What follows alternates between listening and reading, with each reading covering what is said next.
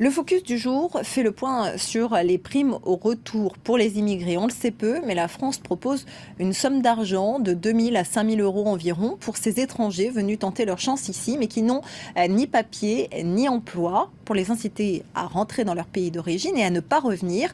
Paris leur accorde un petit pécule destiné à les aider à se réinstaller ou à monter leur propre affaire. Quelles sont les modalités? Quels contrôles sont effectués?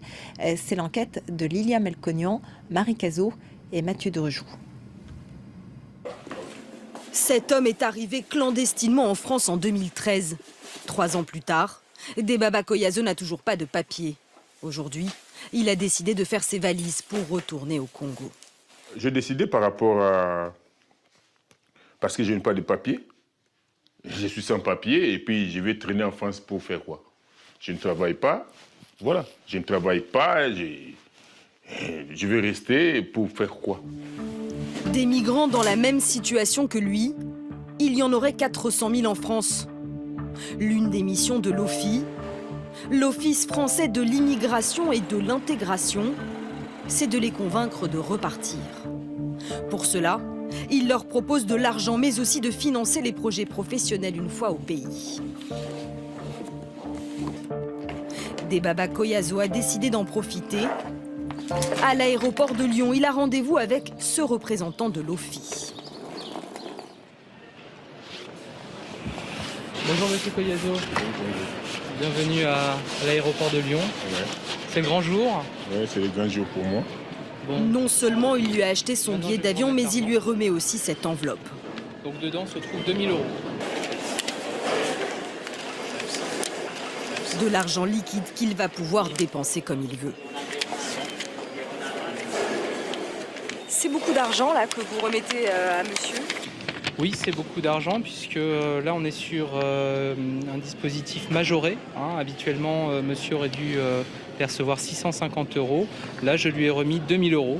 Un encouragement supplémentaire décidé après le démantèlement des camps de migrants de Calais à la fin 2016. Ça a été très incitatif puisqu'on a connu une forte recrudescence du nombre de retours volontaires depuis le mois de novembre, décembre. Là, rien que pour le mois de janvier, on a une centaine de personnes sur Lyon qui sont en attente, en instance de départ. Oui, ça m'a motivé aussi parce que c'est de l'argent.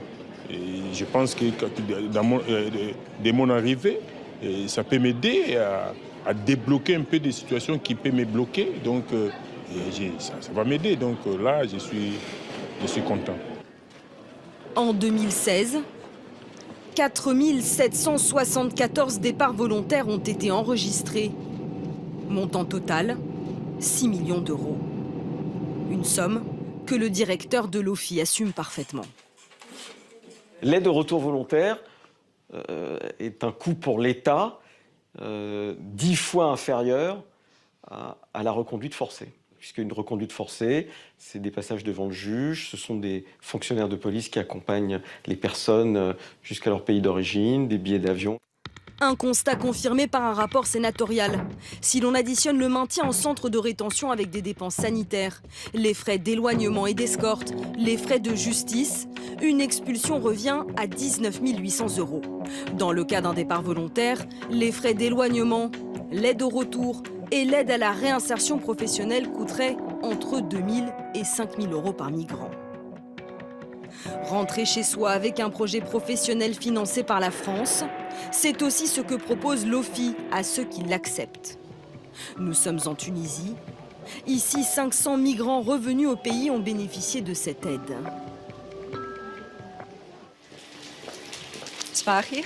Ces 2 agents français ont pour mission de contrôler les investissements faits par l'État français. Khaled est producteur d'épices. Après 2 ans en France, il a préféré rentrer. Pour l'encourager, l'OFII a financé son atelier. Ici, pas d'argent liquide. La France a acheté ses machines pour lui. Dans le cas présent, la France a déboursé en moyenne 4 000, 5 500, 6 000 euros pratiquement. La première tranche a servi à financer les plus grosses machines, les 4 grosses machines là, qui servent chacune à moudre des céréales ou des graines différentes. Qu'est-ce que vous répondez à ceux qui disent finalement vous êtes en train de financer des anciens sans papier? C'est le cas. En en partie, mais je pense que pour tout le monde, ces anciens sans-papiers sont mieux en Tunisie à la tête d'une entreprise que à vivre dans la précarité, dans la banlieue ou dans le centre-ville d'une cité française. 5 fois par an, les agents viennent sur place, tout vérifier. Les machines et les comptes de l'entreprise. L'objectif, éviter les abus. C'est pour moi. Et ça fait combien à peu près par semaine en juin, juillet, août Juin, juillet, août par semaine. Presque 400, 300, 400, mais le moyen 400. Les entrepreneurs pourraient être tentés de prendre ça comme une aubaine. Ils pourraient être tentés de vendre ce matériel aussitôt qu'ils l'ont reçu. Et donc, ils se retrouveraient dans la situation de départ, en fait, qui les exposerait à nouveau à l'inactivité et peut-être au souhait d'émigrer de manière clandestine une nouvelle fois. Et maintenant, comme touriste. Si je retourne en France, c'est pour faire du tourisme et pour montrer aux Français que leur aide a été utile. Je n'en ai pas abusé. Je travaille maintenant. Le dispositif est-il efficace ?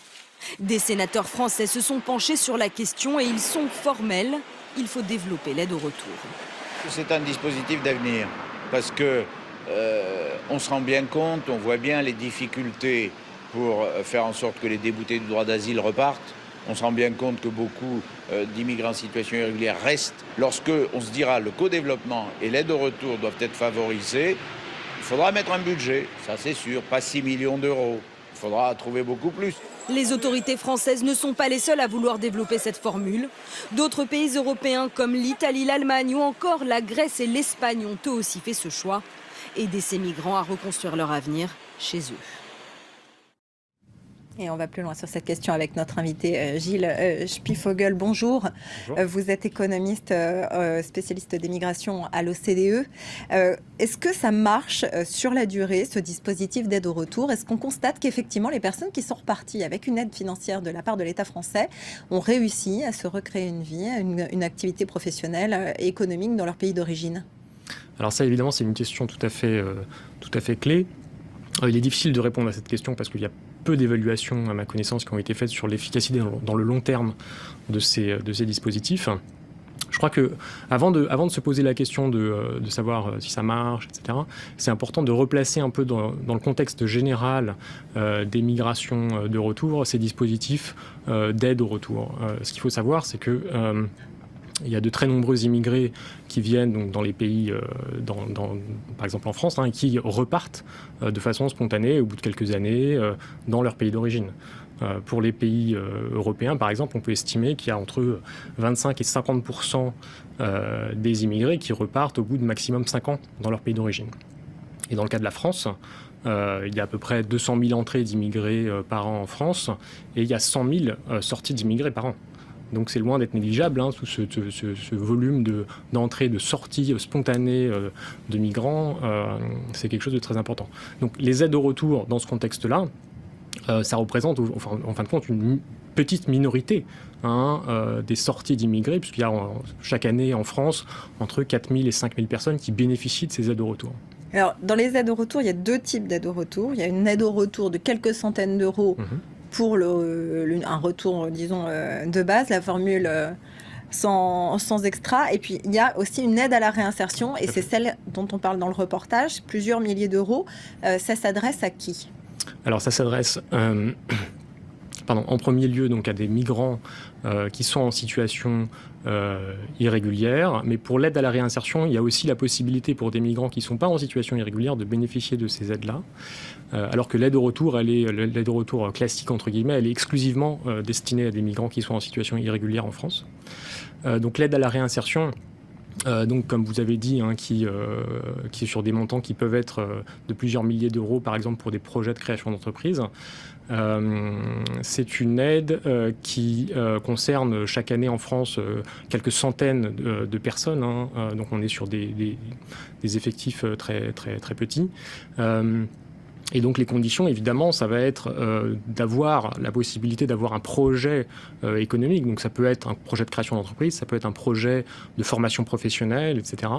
Alors évidemment, pour le succès de ces projets de création d'entreprise ou de développement d'une activité dans le pays d'origine, les conditions politiques et économiques dans les pays d'origine sont évidemment un facteur clé. Puisque, évidemment, l'instabilité politique, un contexte économique local défavorable vont être autant d'obstacles au succès de ce type d'aide. Et par ailleurs, il faut aussi avoir conscience du fait que tous les migrants ne sont pas des entrepreneurs potentiels. C'est-à-dire qu'évidemment, il faut avoir réellement un projet de création d'entreprise pour que ça vaille le coup d'investir. Puis ensuite, il y a la question de l'accompagnement à long terme de ces projets. On sait bien, tout entrepreneur sait bien que monter une entreprise, ça ne se fait pas juste en recevant de l'argent à un moment donné et ensuite en montant son entreprise. C'est quelque chose qui se déroule dans le long terme, et donc il faut un accompagnement à long terme de ces projets, un accompagnement à long terme donc de ces migrants, et la possibilité d'avoir accès à du capital supplémentaire pour se développer. Et en fin de compte, quand on regarde le type de projets qui sont aidés par l'OFII en France, donc dans le cadre de ces aides à la réinsertion, on se rend compte que c'est, dans la quasi-totalité des cas, des projets qui sont des petites activités, souvent dans le secteur agricole ou dans le secteur commercial. On n'est pas sur des créations de grandes entreprises ou même de moyennes entreprises. On est sur des toutes petites entreprises unipersonnelles. D'un mot très rapidement, oui. Est-ce que la critique, ça n'est pas qu'il risque de revenir en France pour toucher une deuxième fois cette aide ? Alors dans le cas français, dans le contexte actuel de la politique telle qu'elle existe, c'est impossible, puisque une des conditions pour pouvoir bénéficier de l'aide au retour, c'est de ne jamais avoir bénéficié auparavant de cette aide. Merci beaucoup, Gilles Spielvogel, d'avoir été notre invité.